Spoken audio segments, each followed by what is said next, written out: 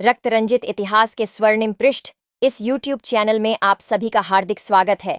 अगर आप हमारे चैनल पर नए हैं तो चैनल को सब्सक्राइब करें, इस वीडियो को लाइक करें, आपके विचार साझा करने के लिए कमेंट करें या मेल करें। अगर आपको लगता है कि आप हमारे इस धर्म प्रचार के कार्य में सहयोग करें तो आप यथाशक्ति यथासंभव सहयोग देकर इस कार्य में अपने आहुति दे सकते हैं। धन्यवाद।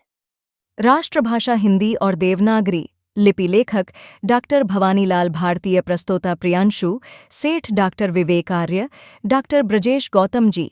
अपने विचारों को दूसरे तक प्रेषित करने में हमें भाषा की आवश्यकता पड़ती है। स्वामी दयानंद जब धर्म प्रचार के क्षेत्र में आए तब उनके सामने यही समस्या थी कि वे किस भाषा के द्वारा अपने विचारों को अन्यों तक संप्रेषित करें। उनकी मातृभाषा गुजराती थी, किंतु उत्तर भारत में उससे विचारों के संप्रेषण में सहायता नहीं मिल सकती थी। वे संस्कृत के विद्वान थे और धारा प्रवाह अस्खलित वाणी के द्वारा गीर्वाण वाणी में अपने विचारों को अन्यों तक पहुंचा सकते थे। अतः गंगा के तटवर्ती प्रांतों में जब उन्होंने वैदिक धर्म का उपदेश देने का संकल्प किया तो यह निश्चय कर लिया कि वे संस्कृत में अपनी बात कहेंगे, कथा प्रवचन सरल संस्कृत में ही किया करेंगे। व्यावहारिक वार्तालाप में भी वे संस्कृत का प्रयोग करते थे। जिन लोगों में उनकी संस्कृत वक्तृता सुनी है वे साक्षी देते रहे कि दयानंद की संस्कृत इतनी सरल और प्रसादयुक्त होती थी कि सामान्य पठित व्यक्ति को भी उसे समझने में कभी कठिनाई अनुभव नहीं हुई। भारत की तत्कालीन राजधानी कलकत्ता, आज का कोलकाता में जब स्वामी जी लगभग 3.5 मास तक रहे, वार्तालाप तथा व्याख्यान संस्कृत में ही देते रहे।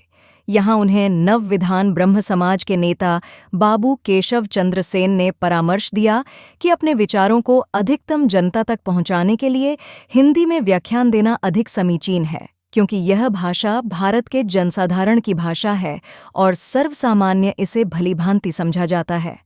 सेन महाशय की यह बात स्वामी जी दयानंद को औचित्यपूर्ण प्रतीत हुई और कलकत्ता से चलकर जब वे काशी आए तो उन्होंने यहाँ अपना व्याख्यान हिंदी में दिया।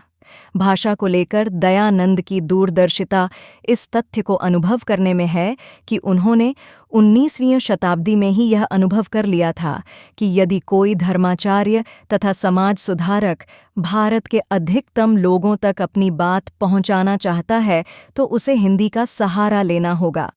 स्वामी जी ने न केवल वार्तालाप में अपितु लेखन में हिंदी को अपनाया।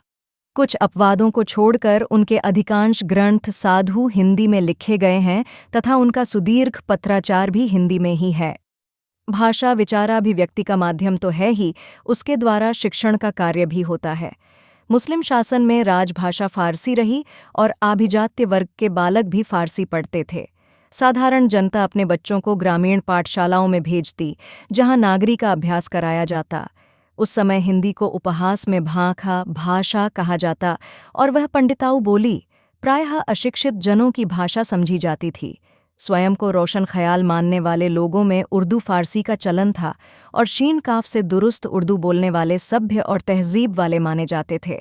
अंग्रेजी राज्य के आ जाने के बाद राजकार्यों में तथा शिक्षण संस्थानों में अंग्रेजी का चलन बढ़ा और जो वर्ग या प्रदेश अंग्रेजी सीखने में जितना सक्षम सिद्ध हुआ उसे समाज में उतनी ही प्रतिष्ठा तथा शासन के गलियारों में उतना ही सम्मान प्राप्त होने लगा।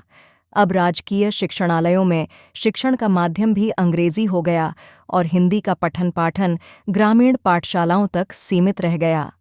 इस समय सरकार ने विद्यालयों में शिक्षा का माध्यम निर्धारित करने के लिए जनता के विचार जानने चाहे और इसके लिए डॉक्टर हंटर की अध्यक्षता में एक आयोग स्थापित किया। यह आयोग विभिन्न प्रांतों में जाकर शिक्षा के माध्यम के विषय में लोगों के विचार जानने लगा, जिसके आधार पर आगे चलकर शिक्षा में भाषा विषयक नीति का निर्धारित किया जाना था। जब स्वामी जी को हंटर कमीशन की नियुक्ति की जानकारी मिली तो उन्होंने विभिन्न आर्य समाजों को एक परिपत्र भेजकर कहा कि वे हंटर आयोग के समक्ष गवाही दें तथा प्रार्थना पत्र भेजकर शिक्षा में हिंदी को समुचित स्थान देने के लिए आग्रह करें। संबंधित परिपत्र में कहा गया था, यह बात बहुत उत्तम है क्योंकि अभी कलकत्ते में इस विषय की सभा हो रही है, इसलिए जहाँ तक बने वहाँ शीघ्र संस्कृत और मध्य देश की भाषा के प्रचार के वास्ते बहुत प्रधान पुरुषों की सही करा के कलकत्ते की सभा में भेज दीजिए और भिजवा दीजिए। और मेरठ और देहरादून से पूर्व समाजों में पत्र इस विषय के शीघ्रतर भेज दीजिए। दयानंद सरस्वती, मुंबई, भाग 2। शिक्षा के माध्यम के रूप में हिंदी को स्वीकार कराने के साथ साथ स्वामी जी की यह भी चेष्टा थी कि राज्य कार्य में हिंदी की प्रवृत्ति हो। उत्तर भारत की अदालतों में उर्दू फारसी में कामकाज होता था और सरकार के उच्च दफ्तरों में अंग्रेजी का बोलबाला था। हिंदी में लिखी किसी अर्जी का अफसरों द्वारा स्वीकार किया जाना कठिन था। स्वामी जी की धारणा थी कि जब तक न्याय के दरवाजे तक पहुंचने में अंग्रेजी या फारसी की अनिवार्यता रहेगी, तब तक गरीब लोग तो न्याय से वंचित ही रहेंगे। अतः उन्होंने राजकार्य तथा सरकारी दफ्तरों में हिंदी के प्रवेश के लिए प्रबल आंदोलन किया। फर्रुखाबाद आर्य समाज के लाला कालीचरण रामचरण को 14 अगस्त 1882 को उदयपुर से लिखे अपने पत्र में वे कहते हैं, गोरक्षार्थ और आर्य भाषा हिंदी के राजकार्य में प्रवृत्त होने के अर्थ शीघ्र प्रयत्न कीजिए। फर्रुखाबाद के बाबू दुर्गा प्रसाद स्वामी जी के प्रीतिपात्र व्यक्तियों में अन्यतम थे। 17 अगस्त 1882 को उदयपुर से स्वामी जी ने इन्हें जो पत्र लिखा, उसमें हिंदी भाषा के लिए किए जाने वाले प्रयत्नों की चर्चा मुख्यतया की गई थी। स्वामी जी ने लिखा, आजकल सर्वत्र अपनी आर्य भाषा के राजकार्य में प्रवृत्त होने के अर्थ, भाषा के प्रचारार्थ जो हंटर कमीशन हुआ है, उसमें पंजाब, हाथा आदि से मेमोरियल भेजे गए हैं, परंतु मध्य प्रांत, फर्रुखाबाद, कानपुर, बनारस आदि स्थानों में नहीं भेजे गए। ऐसा झांत हुआ है, इसलिए आपको अति उचित है कि मध्य प्रदेश में सर्वत्र पत्र भेजकर बनारस आदि स्थानों से और जहां जहां परिचय हो सब नगर और ग्रामों से मेमोरियल भिजवाइए। यह काम एक के करने का नहीं है। जो यह कार्य हुआ तो आशा है कि मुख्य सुधार की नींव पड़ जाएगी। स्वामी जी की दूरगामी दृष्टि ने यह देख किया था कि यदि भारत की राजभाषा तथा राष्ट्रभाषा हिंदी हो जाए और व्यवहार में भी सर्वत्र राष्ट्र की इस लोक भाषा का प्रयोग होने लगे, तो देश में नवजागृति की लहर उत्पन्न होगी और इससे भविष्य में अनेक सुधार कार्य हो सकेंगे। अतः स्वामी जी ने राष्ट्रभाषा के रूप में हिंदी को मान्यता मिलने को मुख्य सुधार की नींव पड़ना माना है। राष्ट्रभाषा के रूप में आर्य भाषा हिंदी को स्वीकृति तथा गौरक्षा स्वामी जी की दृष्टि में बड़े हर्ष के ये दोनों विषय प्रकाशित हुए हैं। उपर्युक्त पत्र में अत्यंत भावुक होकर स्वामी जी ने आगे लिखा, बारंबार ऐसा निश्चय होता है कि ये दो आर्य भाषा तथा गौरक्षा सौभाग्यकारक अंकुर आर्यों भारतवासियों के कल्याणार्थ उगे हैं। अब हाथ पसार न लेवें, उपर्युक्त कार्यक्रमों को पूरा न करें, तो इससे बड़े दौर्भाग्य की दूसरी बात क्या होगी। स्वामी दयानंद ने जहां हिंदी के प्रचार प्रसार के लिए अपने अनुयायियों को अनेक निर्देश दिए, वहां उनकी व्यावहारिक बुद्धि यह स्वीकार करती थी कि समय, सुविधा तथा उपयोगिता की दृष्टि से अन्य भाषाओं को भी सीखना उचित है। आज हम जहां राष्ट्रीय शिक्षा नीति में त्रिभाषा सूत्र 3 लैंग्वेज फॉर्मूला को स्वीकार करने की बात करते हैं, स्वामी जी ने तो बहुत पहले ही 3 भाषाओं के ज्ञान की आवश्यकता अनुभव की थी। वैदिक यंत्रालय में वे ऐसे व्यक्ति को नियुक्त करना चाहते थे जो हिंदी, उर्दू और अंग्रेजी में कार्य कर सके। वे स्वयं अंग्रेजी सीखना चाहते थे और इसके लिए उन्होंने एक बंगाली बाबू बनमाली को अपने समीप रखा भी था। यह दूसरी बात है कि अपने बहुव्यस्त जीवन तथा विभिन्न कार्य योजनाओं में संलिप्त रहने के कारण वे इस कार्य को गति नहीं दे सके। देवनागरी लिपि की वैज्ञानिकता और सरलता को सभी लिपि मर्मज्ञों ने स्वीकार किया है। भारत की भाषाओं में हिंदी, संस्कृत तथा मराठी भाषाएं हिंदी में लिखी जाती हैं। पड़ोसी देश नेपाल की भाषा ने भी नागरी लिपि को ही स्वीकार किया है। उत्तर भारत में नागरी लिपि का प्रचलन सदा से रहा है। स्वामी जी ने जब वेद भाष्य का लेखन आरंभ किया तो उसके मुद्रण और ग्राहकों को भेजने की व्यवस्था का केंद्र मुंबई था। वहां पहले हरिश्चंद्र चिंतामणि और बाद में पंडित श्यामजी कृष्ण वर्मा को वेद भाष्य के प्रकाशन तथा वितरण का कार्यभार सौंपा गया। ग्राहकों को वेद भाष्य भेजे जाने वाले लिफाफों पर पते अब तक अंग्रेजी में लिखे जाते थे। स्वामी जी का कहना था कि उत्तर भारत, विशेषतः उत्तर प्रदेश के गांवों में अंग्रेजी में लिखे इन पतों को पढ़ने वाले पोस्टमैन भी नगण्य ही हैं, इसलिए यह उचित होगा कि लिफाफों पर ग्राहकों के पते देवनागरी में लिखे जाएं। 6 अक्टूबर 1878 को दिल्ली से लिखे गए और श्यामजी कृष्ण वर्मा को संबोधित पत्र में स्वामी जी ने उक्त निर्देश दिया। अब की बार भी वेद भाष्य के लिफाफे के ऊपर देवनागरी नहीं लिखी गई। जो कहीं ग्राम में अंग्रेजी पढ़ा न होगा तो अंक वहां कैसे पहुंचते होंगे, और ग्रामों में देवनागरी पढ़े बहुत होते हैं। इसलिए तुम बाबू हरिश्चंद्र चिंतामणि से कहो कि अभी इस पत्र को देखते ही देवनागरी जानने वाला मुंशी रख लेवें। भाग 1 पृष्ठ 278। वैदिक यंत्रालय के प्रसंग में हम यह बता चुके हैं कि स्वामी जी वेद भाष्य प्रकाशन के प्रभारी हरिश्चंद्र चिंतामणि के काम से संतुष्ट नहीं थे।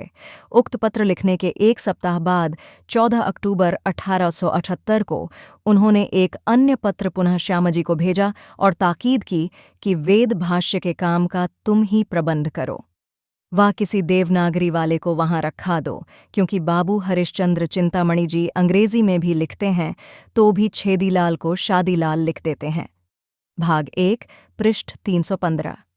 स्वामी जी के इस कथन से जाना जाता है कि हरिश्चंद्र चिंतामणि को अच्छी अंग्रेजी भी नहीं आती थी। समग्रतः यह कहा जा सकता है कि दयानंद की यह दूरदर्शिता और भविष्य को देखने की शक्ति ही थी, जिसके कारण वे अनुभव कर सके कि राष्ट्रभाषा हिंदी को अपनाकर ही भारत को एकता के सूत्र में पिरोया जा सकता है। देशवासियों में एकात्मता बोध तथा राष्ट्रीय अस्मिता को जगाने में आर्य भाषा हिंदी एक महत्वपूर्ण भूमिका अदा कर सकती है तथा देवनागरी लिपि की लोकप्रियता तथा वैज्ञानिकता किसी प्रमाण की अपेक्षा नहीं रखती, यह उनका दृढ़ विश्वास था। स्वामी दयानंद की भाषा विषयक व्यावहारिक दृष्टि भारत की सांस्कृतिक भाषा संस्कृत तथा लोक भाषा हिंदी के प्रचार के इच्छुक होने पर भी स्वामी दयानंद ने व्यावहारिक उपयोगिता की दृष्टि से तत्कालीन राजभाषा अंग्रेजी तथा अन्य विदेशी भाषाओं को सीखने की संस्तुति की थी। जब लाहौर आर्य समाज से एक अंग्रेजी समाचार पत्र निकालने का निश्चय हुआ तो स्वामी जी ने इसकी आवश्यकता बताते हुए फर्रुखाबाद के लाला कालीचरण रामचरण को 12 मई 1881 के पत्र में अजमेर से लिखा, आर्य समाज लाहौर से एक अखबार अंग्रेजी भाषा में जारी होने वाला है। इससे यह अभिप्राय है कि उसके द्वारा वेदोक्त आर्य धर्म तथा आर्य समाजों की कार्यवाही राज प्रधान अंग्रेजों को भी विदित होती रहेगी, वरन विलायत वालों पर भी प्रकट होता रहेगा। इससे तुम्हारे अर्थात आर्यों के धर्म तथा आर्य समाजों की कार्यवाही का ठीक ठीक वृत्तांत गवर्नमेंट तथा संपूर्ण अंग्रेजों को विदित भी होता रहेगा, जिससे अनेक अच्छे लाभों की आशा हो सकती है और अनुमान होता है कि यह पत्र विलायत के बड़े बड़े ठिकानों में पहुंचेगा। भाग 2 पृष्ठ 500। इसी प्रकार जोधपुर के महाराजा जसवंत सिंह को प्रेषित उपदेश पत्र में उन्होंने महाराज कुमार सरदार सिंह को देवनागरी हिंदी तथा संस्कृत पढ़ाने का निर्देश देने के पश्चात लिखा, यदि समय हो तो अंग्रेजी भी, जो कि ग्रामर और फिलॉसफी के ग्रंथ हैं, पढ़ने चाहिए। भाग 2 पृष्ठ 751। खेद है कि दयानंद द्वारा निर्दिष्ट राजभाषा राष्ट्रभाषा विषयक नीति को सिद्धांततः तो देश ने स्वीकार किया, किंतु उसका अनुपालन नहीं हो सका। स्रोत स्वामी दयानंद सरस्वती के पत्र व्यवहार का विश्लेषणात्मक अध्ययन। हमारे चैनल रक्तरंजित इतिहास के स्वर्णिम पृष्ठ को सब्सक्राइब करें, वीडियो को लाइक करें, आपके मित्र परिवारजनों को शेयर करें।